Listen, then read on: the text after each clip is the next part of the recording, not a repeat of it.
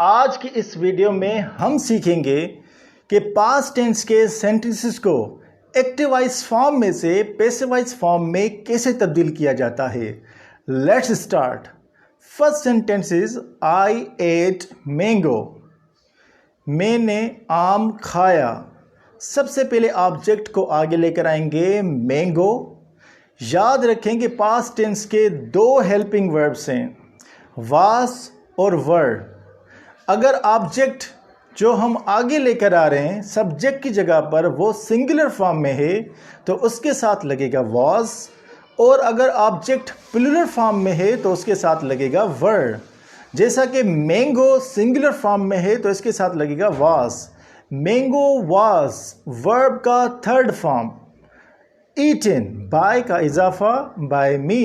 अगर आपको कन्वर्जन नहीं आती कि आई सब्जेक्ट है तो इसको मी में कैसे तब्दील करेंगे, तो मेरी कल वाली वीडियो प्रेजेंट टेंस के सेंटेंसेस को एक्टिवाइज फॉर्म में से पैसिवाइज फॉर्म में कैसे तब्दील किया जाए वो वीडियो आप लाजमी देखें। Anyway, next sentence is they ate mangoes.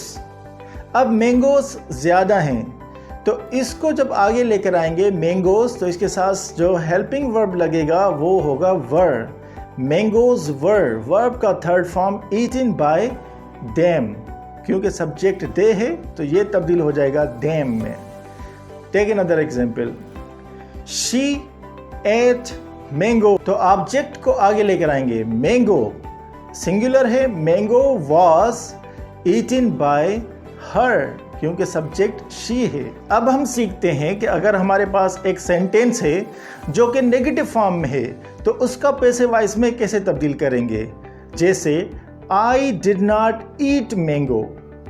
Mango को आगे लेकर आएंगे, मैंगो हेल्पिंग वर्ब लगाएंगे वाज, उसके बाद लगाना है नॉट क्योंकि एक्टिवाइज सेंटेंस नेगेटिव फॉर्म में है तो वाज के बाद नॉट लगेगा। Mango was not eaten by me. Take another example. They did not eat mangoes. अब कैसे करेंगे, मैंगोज को आगे लेकर आएंगे, मैंगोज वर्ड क्योंकि मैंगो ज़्यादा हैं तो वर्ड लगेगा और वर्ड के बाद नॉट लगेगा क्योंकि सेंटेंस जो दिया गया है वो नेगेटिव फॉर्म में है। Mangoes were not eaten by them.